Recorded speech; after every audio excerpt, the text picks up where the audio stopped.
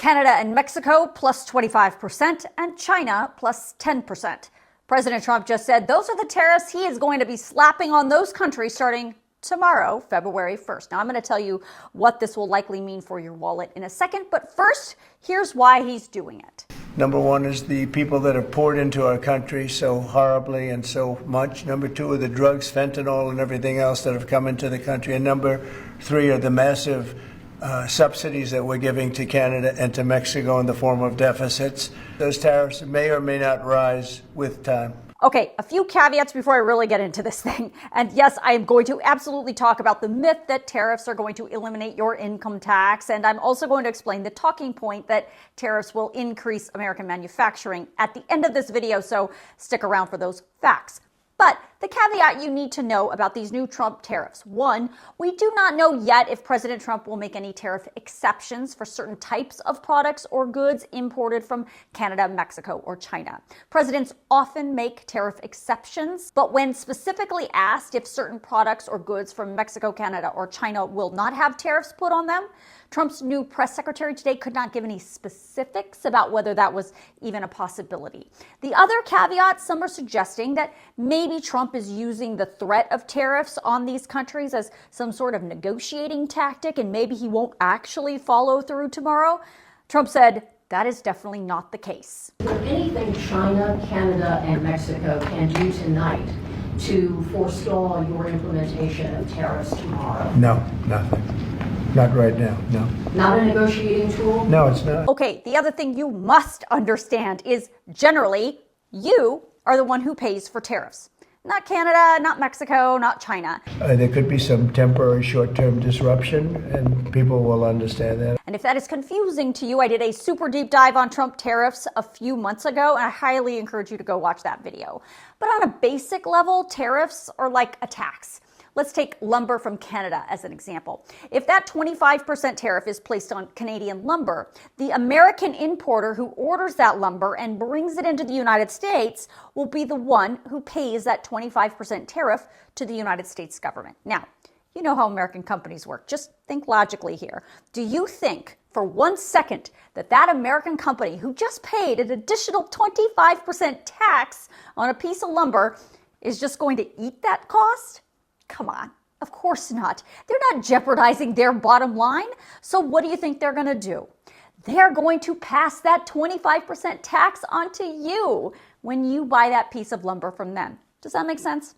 Now, it's not uncommon for presidents to put tariffs on stuff coming into our country, but what is unusual here is the volume of tariffs Trump is talking about and the fact that he is putting in jeopardy a trade deal that he himself put in place with Mexico and Canada when he was in office last time. Not to mention, this move by Trump could absolutely spark what are called retaliatory tariffs and a trade war with China, Mexico, and Canada, but that's a whole different conversation, and I definitely do have a video about that too. So now let's talk about what kind of stuff you use every day that could be subject to these tariffs. According to the US government, Mexico, China, and Canada are the countries we import the most stuff from.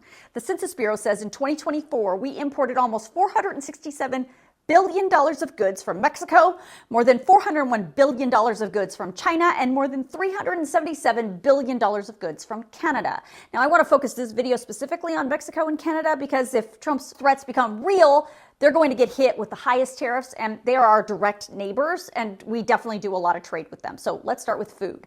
According to the USDA, Canada and Mexico are the United States' first and third largest suppliers of agriculture products. Mexico supplies the United States with 31% of its fruits, vegetables, and alcoholic beverages. Anecdotally, most of our avocados and tomatoes come from Mexico. And Canada is a major source of grains and meats. Now, speaking of Canada, let's talk about oil. According to the United States Energy Information Agency, from June to November of 2024, the United States imported an average of more than 140 million barrels of crude oil per month from Canada, which of course gets refined into the gasoline that you put in your car. That is almost 4 times the amount of oil that we imported from all of the OPEC plus countries combined in that same time period. So yeah, we get most of our oil from Canada. For the record, we also get oil from Mexico, but it's less than what we import from OPEC+. Let's talk about cars and trucks. We get a large number of those from Canada and Mexico too, and adding a 25% tariff could not only raise the price of new cars, but could also jack up the price of used cars that are already being sold in this country because the demand for those would go up. We also get a lot of our plastics, furniture, pharmaceuticals, and as I mentioned, lumber from Canada. And from Mexico, we import a lot of other types of machinery and electronics. All of those things could be subject to that 25% tariff. Look, tariffs absolutely have a very real function, and they can help, especially when it comes to punishing countries for deceptive trade practices or saving specific American industries. But it's a balancing act. On one side, a president has to weigh how much do you really want to punish foreign imports and use tariffs as trade leverage? And on the other side, how much do you want to financially impact the American public with increased prices? It's a delicate balancing act. And before you say anything about how Trump's doing this so you don't have to pay federal income tax anymore, or this is going to make imports so expensive that American companies are just going to magically start manufacturing stuff here in this country and create all kinds of new jobs, here are the facts. We have decades of research on tariffs that prove everything I'm about to tell you. The reality is, while maybe that worked in the early 1900s, there's no recent evidence that shows American companies are going to manufacture those goods here in America.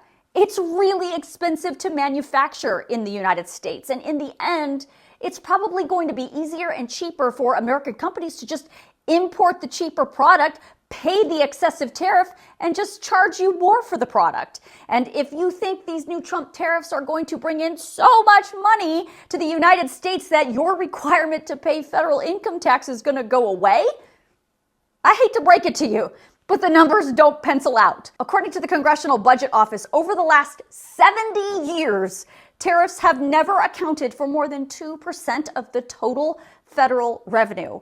According to the U.S. Treasury Department, your individual federal income taxes made up almost 50% of total federal revenue in fiscal year 2024. So clearly, that potential tariff revenue is not going to replace your federal income tax.